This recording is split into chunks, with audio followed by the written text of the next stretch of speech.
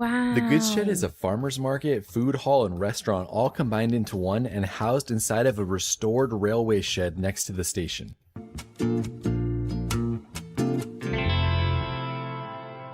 Olá, pessoal! Sejam bem-vindos ao meu canal. Meu nome é Natália, mas você pode me chamar de Nath. Eu adoro reagir e aprender sobre outros países, especialmente aqueles bem diferentes do meu em termos culturais e econômicos. Então, se você gosta desse tipo de conteúdo, fique à vontade para se inscrever. Vou adorar ter você por aqui. Bom, nesse vídeo eu vou reagir às melhores coisas para se fazer em Canterbury. Então é isso, sem mais delongas, e vamos para a reação. When people think of day trips in London, they usually jump to Oxford or Bath, but Canterbury, it's totally underrated. It's got everything: a massive Gothic cathedral with wild history, cozy cobblestone streets that feel frozen in time, and a riverside walk that's honestly one of the prettiest I've done in England. In this video, I enlisted my mom to come with me, and we're hopping on a quick train ride out of London to show you why Canterbury deserves a visit on your English vacation. Let's jump into it. There's a fast train that takes about an hour to get down there, but we're staying close to London Victoria, so we opted to take that train, which is about an hour and 25 minutes. Be sure to book your Caramba, então tickets in pouco advance as it tempo gets você more já tá numa expensive as you get cidade closer to como the date. essa. We hopped on the train, which was only about a quarter full, got a good spot, and then watched the beautiful countryside roll by on our hour and 25-minute train ride. This took us to Canterbury Amo o East, which is one interior of de 2 train vocês. stations in the city, and you'll see the other one later in this video. As we left the train station, we crossed a bridge and were immediately greeted by the ancient city walls. The signs directing us to the cathedral told us to walk the city walls, and we weren't going to argue with that.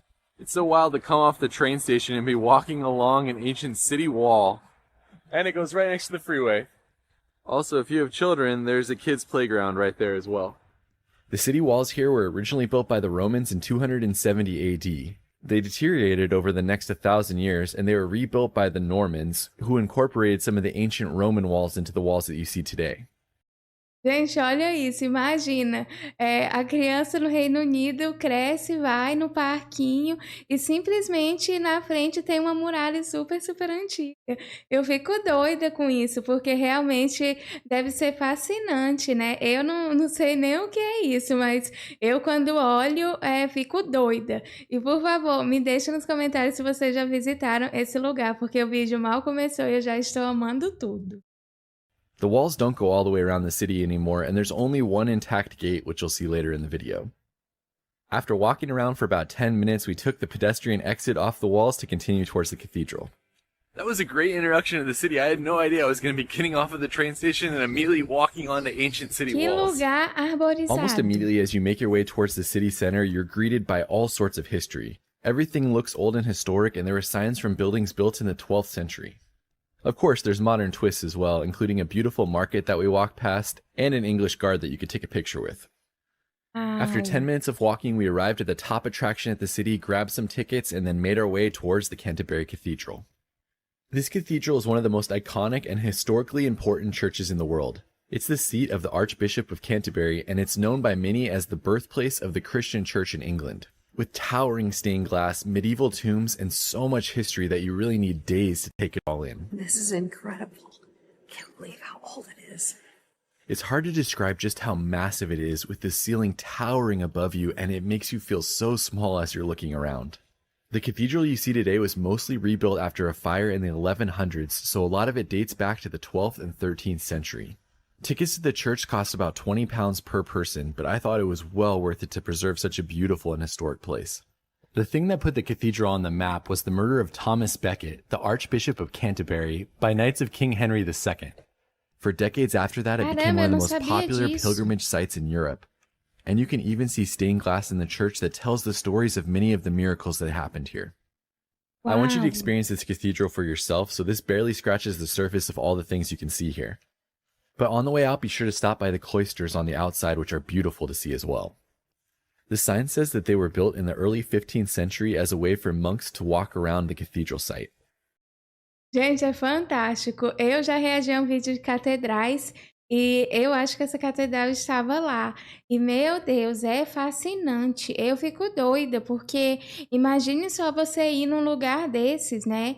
Você visitar um lugar como esse é uma coisa tão forte, né? Um tipo de arte sagrada tão profunda que, tipo, até mesmo pessoas que não são religiosas se sentem atraídas e fascinadas por isso.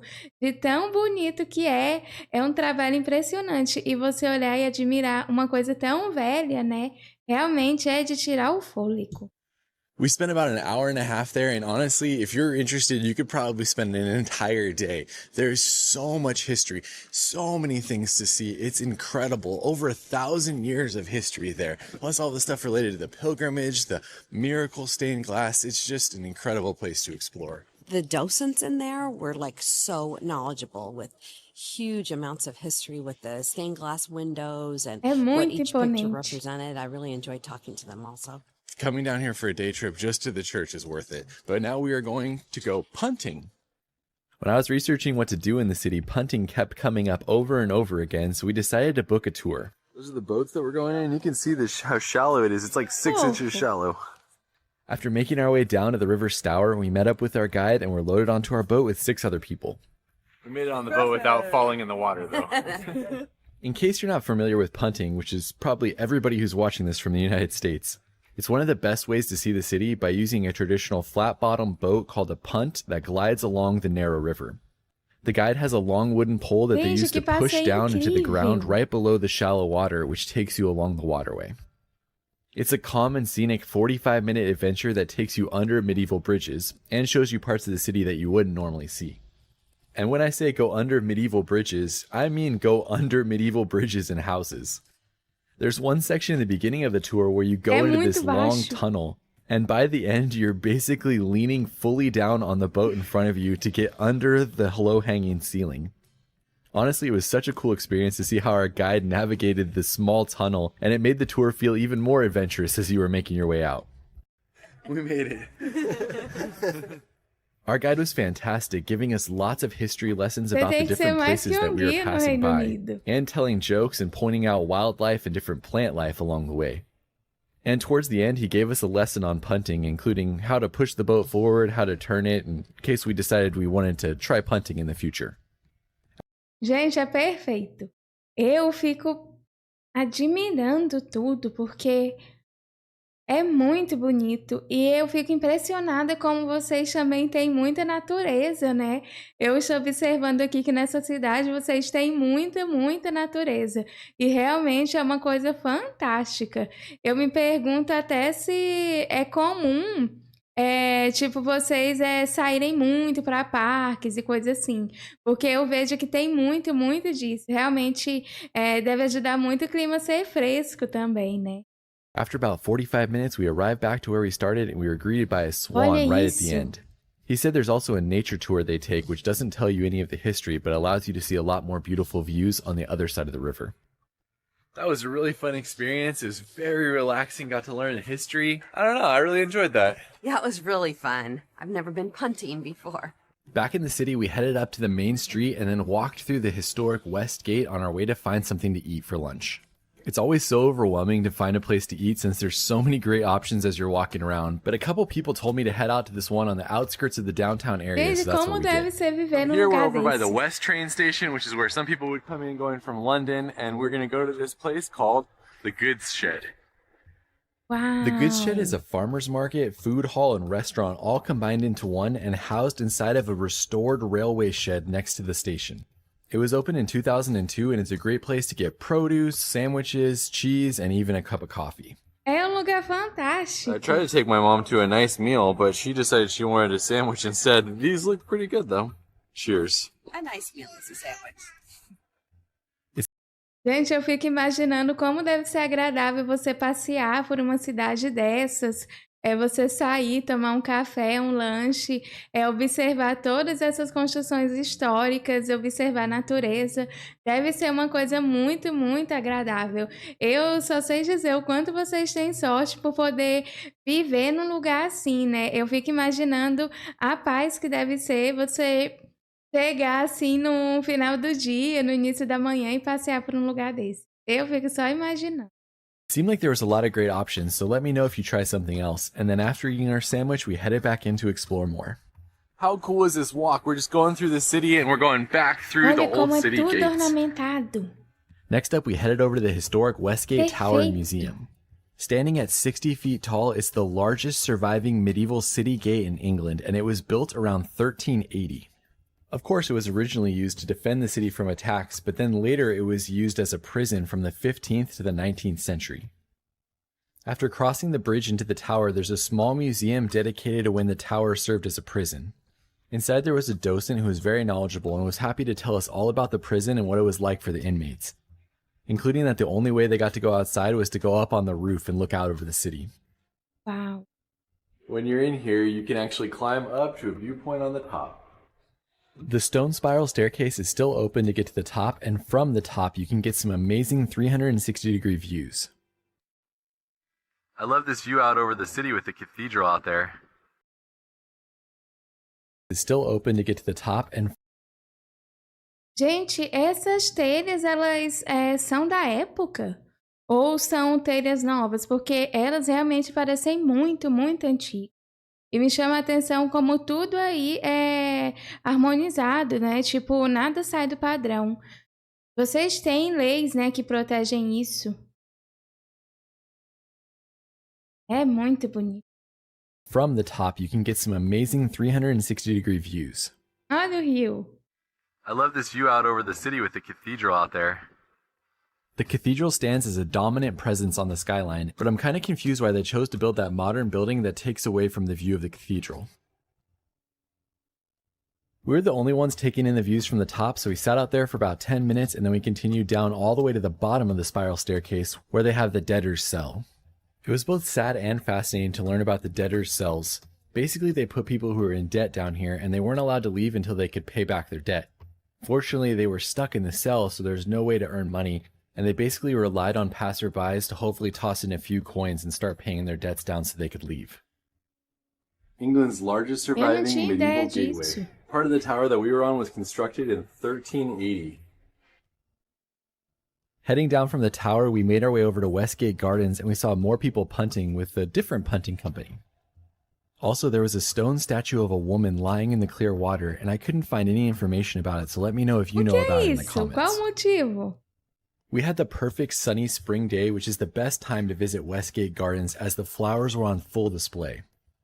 As one of England's oldest public parks, this is a great place to just walk along the water and take in a peaceful picnic enjoying the amazing views.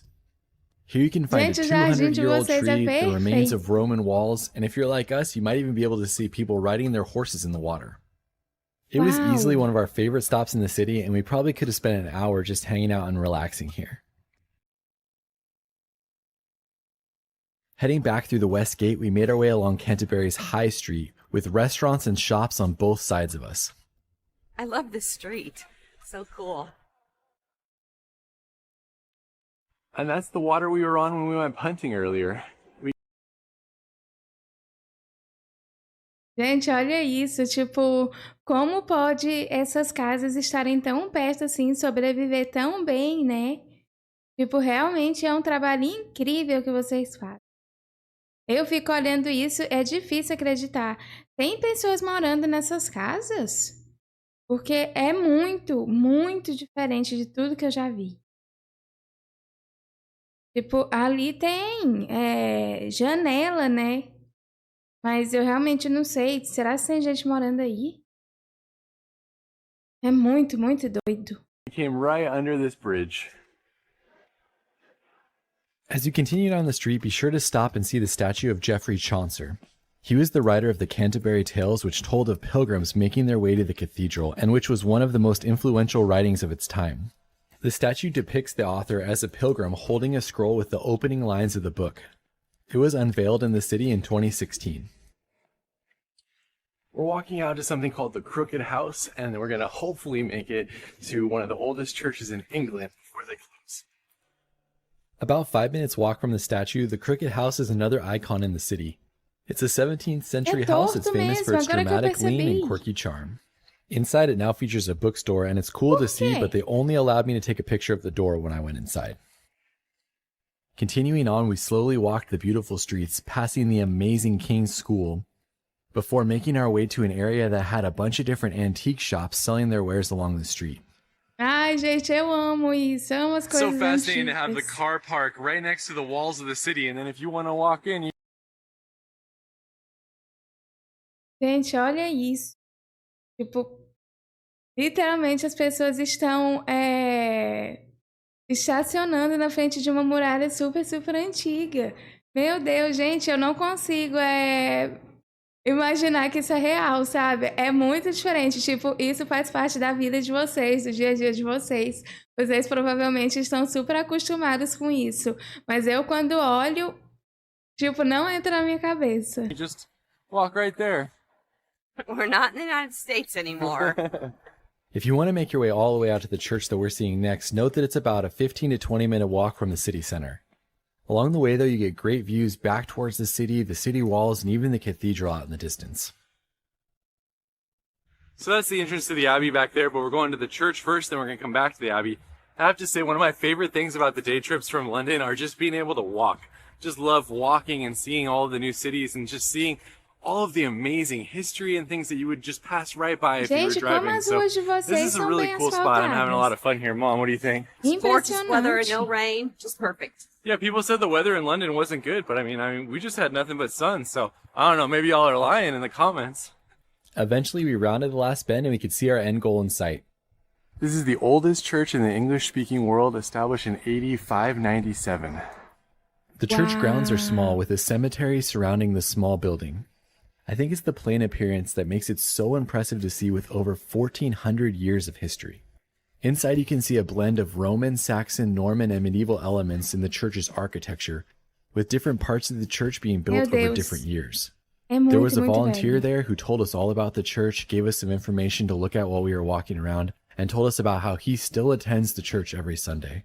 There's something amazing about seeing this church standing in the Quantas shadow vezes of the isso precisou Canterbury ser Cathedral reformado? and to have it be so unassuming. I found it beautiful and I'm so glad that I rushed out here to see it before it closed.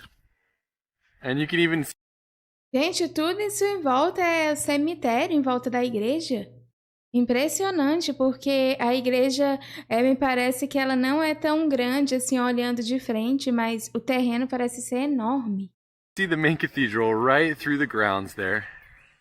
Saying goodbye to the church, we backtracked about 7 minutes to go to St. Augustine's Abbey. This is the third of the 3 sites that make up the UNESCO World Heritage Site in Canterbury.